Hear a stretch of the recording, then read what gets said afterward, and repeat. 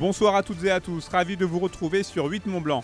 Nous sommes le lundi 24 août 2026, il est 18h. Bienvenue dans ce journal tout en images, voici les titres. Direction Bourg-Saint-Maurice pour débuter. Le village accueillait pendant 2 jours la 13e édition du Salon de l'agriculture de montagne.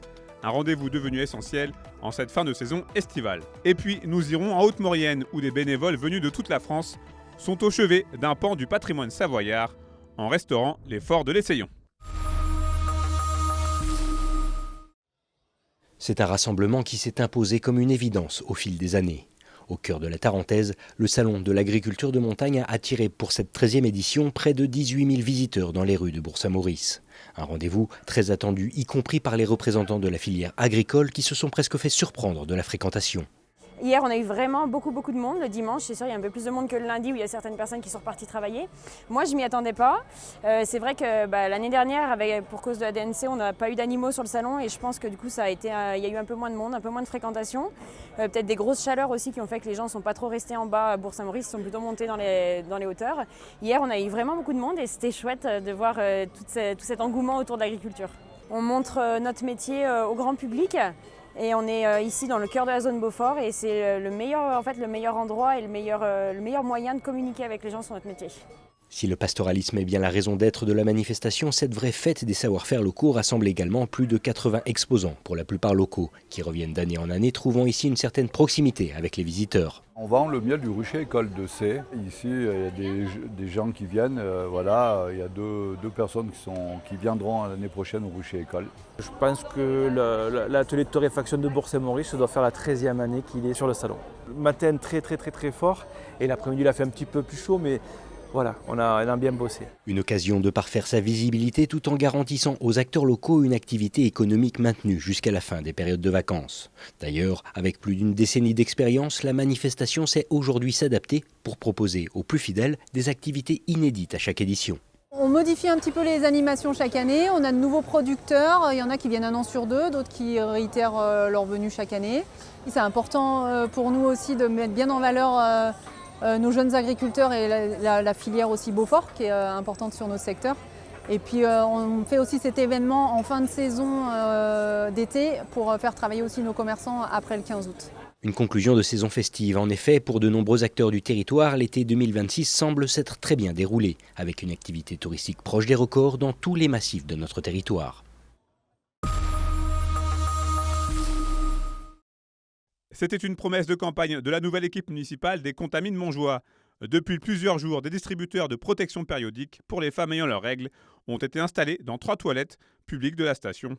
Celles-ci sont gratuites et destinées aux touristes comme aux locaux. On écoute Manon Gelati, conseillère municipale chargée de l'égalité homme-femme au micro de Chloé Lemeur.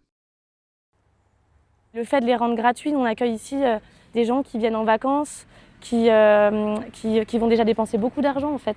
Et sur le tour du Mont Blanc, on va avoir toutes les nationalités. Et c'est un petit truc en plus en fait, je trouve, dans un budget, surtout dans nos villages qui coûtent cher. Surtout pour se ravitailler dans les petites supérettes, etc. Donc les rendre gratuits, pour moi, c'était logique, comme du papier toilette, comme du savon dans les toilettes. C'est quelque chose qui devrait être normal. Du coup, on a choisi l'entreprise Marguerite et compagnie, qui est une marque complètement bio et biodégradable, sans produits toxiques du coup, de la marque Natracare. C'est un des pionniers dans le bio et dans le naturel. Et c'est une marque du coup qui travaille dans l'inclusion, donc ils font travailler des personnes en situation de handicap, pour fabriquer et emballer les protections périodiques. On a serviettes, tampons avec applicateur et tampons sans applicateur. Ça fonctionne très bien. J'ai eu des retours des services techniques qui m'ont dit qu'ils devaient faire des commandes vraiment régulièrement. Il y a beaucoup de femmes qui n'ont pas les moyens. Je parle des jeunes, bien sûr, et des étudiantes, même des ados. Ça devrait se généraliser en France. Je me suis plaint à mon mari il y a quelques mois à ce sujet. Nous avons nos règles, ce n'est pas un choix, et nous devons payer pour acheter les protections. Dans les toilettes publiques, c'est bénéfique que ce soit gratuit, parce que parfois tu peux en avoir besoin en urgence, donc je pense que c'est une bonne idée.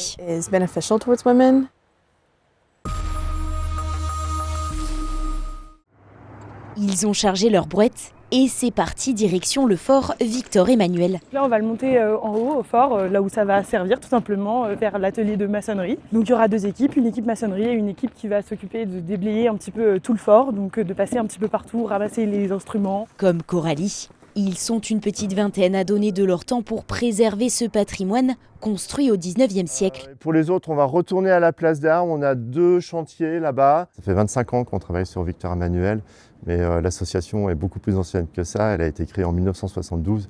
Dans un premier temps, les chantiers avaient lieu au Fort Marie-Christine et ensuite à la redoute Marie-Thérèse. Et on est ici depuis à peu près le début des années 2000.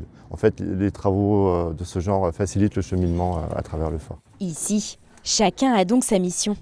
Côté place d'Armes, on remplace les barrières et on redonne une petite touche de fraîcheur au sol. Le mieux, c'est les galets qui sont pas trop d'angles pour éviter tous les angles de con, comme j'appelle, qui font des gros trous ensuite avec la calade. Il faut qu'ils aient une face à peu près plane pour faire un truc à peu près homogène. C'est un peu un puzzle, sauf que les pièces ne sont pas dessinées à l'avance, quoi. En haut, une autre équipe s'attaque à la maçonnerie.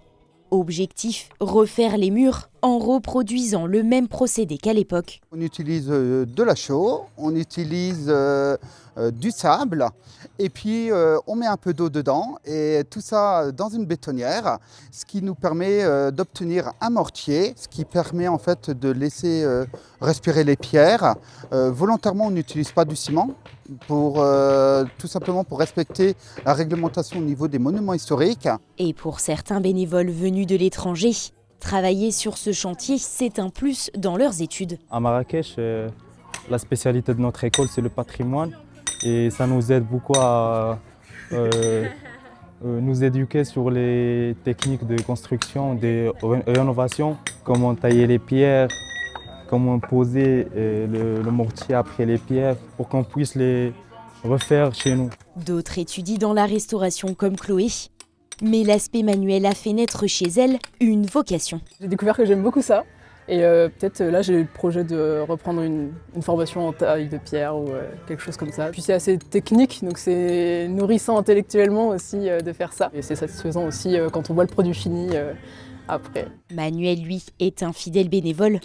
Horloger à Paris, il vient sur ces chantiers depuis près de 50 ans. J'ai toujours aimé ça, de faire du bénévolat. Non mais là, je suis convaincu de ce que je fais ici. J'ai pas de doute, ça va dans le bon sens par rapport à tout ce qui se passe dans la société, mais au moins là, on restaure le patrimoine. Tout ça, en plus, l'endroit est superbe, hein, franchement. Un plaisir qu'il pourra continuer de partager pendant quelques années encore. Car ici, pas de fin prévue sur ces chantiers, mais un soin perpétuel pour préserver ces monuments d'un autre temps.